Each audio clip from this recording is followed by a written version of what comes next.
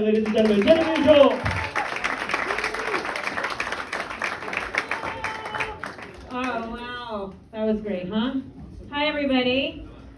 Hello. That was very formal. Hi. I'm Genevieve Joy. Where do we go from here? I don't know. People ask me a lot if Genevieve Joy is my real name. No. It's not my real name. My real name is actually Genevieve. Right? The reason for this is because my mom and dad, who are not immigrants, went to France, and that's where they were when they found out they were having a baby. So they got all excited and inspired, and they were like, we're going to name our child Genevieve. And then everyone's going to think we're so interesting and sophisticated and French. And then they got back to reality, which in their case was America. And they were like, this is our child, Genevieve. And people were like, oh, oui, oui. And they were like, no, we're not French, just very pretentious. So we couldn't, in fact, pull it off as a family. But I wish that they had, I wish they'd never come back from France. And then I could have gone on to be Genevieve. Because it's sexy, right? What I've learned is there is nothing you can say in a French accent that isn't, sexy.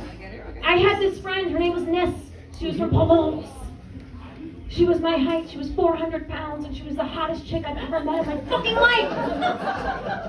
And she always had a new boyfriend, and I'd be like, Ness, how'd you love life? And she'd be like, oh. That was very diverse. I went onto this app. It's called Hinge. You know Hinge. And I was like, I've heard of Hinge. Is it the same? And she's like, oh, Genevieve, you are the I see this boy on there. He was 24 years old. She was 45. And he put in his profile, I like 8 pussy. So I write him a message and I say, will you eat my pussy? And she said, I would love to eat pussy. So I said, you must come over. And he came over. Turns out he lives very close to me. And he ate pussy like a champ. Because that is how I do. See, I fucks a face. And then I fucks a face, and then I fucks a face, and I fucks a face. And once I have proven they are in the who's là-bas, let me talk about the dick. If I just told you all that in my normal voice, I don't think it'd be as charming. Just gonna say. I don't think so, not at all. Nope. So I was in this movie, Mother's Day. Has anybody here seen this movie? Really? Really? You could at least lie, pretend. You were amazing. Yeah, of course you did. No. Well, you know what? Whatever. A lot of people saw the movie. So it's fine. It is on Netflix and stuff. I'm not gonna lie, I didn't have a very big part. I didn't even really have a part at all. I played myself. And no, because I went to audition. This is sad. I went to audition for the movie. By the way, I didn't want to do comedy, okay? This is not what I wanted to do with my life. I wanted to be a serious actress, and no one would have me. I went to audition for this movie, and the director of the movie, Gary Marshall, brings me into his office, and he goes, "You read good, but you weren't right for the part." And I said, "Which part?" And he said, "Any of the parts." If you've ever seen Valentine's Day or New Year's Eve or any of these movies, how many parts are in that fucking movie? How many? There's 1,000, Karen! And there's no way I'm that bad an actress! And then he goes, but I had an idea. Comedy! So he wrote in his scene where I play myself and I just do stand-up in the movie because that's the only thing anyone will ever let me do anywhere. It's fine. But you wouldn't recognize me anyway, probably, because I was blonde in the movie. I used to be blonde, and then I realized it was making my mother too happy, so I decided to go back to my natural color. And you know what she said? She goes, what did you do? And I said, I didn't do anything. This is what I actually looks like. And she goes, but we fixed it. So God made a horrible mistake, and I finally put it right. And you know what I would tell her, my friends say it looks good, and she would say, well, of course they say that. They don't want you to be pretty. I I'm the only one who cares. You know, do you remember, are there any girls in here who remember American Girl dolls? Like, you know, yes, okay. All right, so now there's like 100,000, right? But when I was a kid, there were like 3.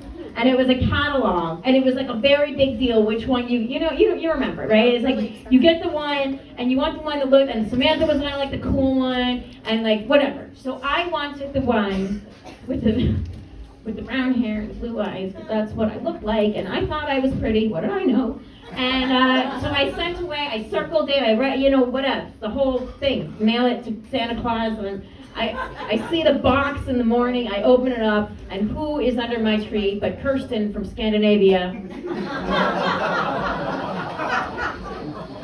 And my mother goes, "Isn't she beautiful?" And I said, "Yes, but I don't look like her." And she said, "Oh, you will."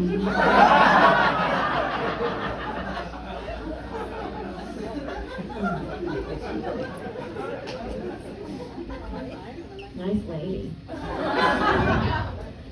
don't know what else is going on. My boyfriend is over there somewhere. Yeah, now he's 60. Now, here's the thing. Everybody says to me, they're like, "Well, whatever, you have an old guy fetish." I don't actually have an old guy fetish. What I have is a Captain Von Trapp fetish. And here, I took the death of Christopher Plummer very, very hard. Because in my mind, I had this like fantasy that I was going to marry him, even though it was somewhere way in the back. And then like I read that the guy's dead, and I'm like, no, it's really never gonna happen, even though he was like 90, he had a very good run, and I never met him. So I don't know where I thought somehow, but whatever. So just to fuck with myself, and I tried to date age appropriate, it did not go well. I looked up how old Christopher Plummer was in that movie. Anybody want to guess? 47? 45?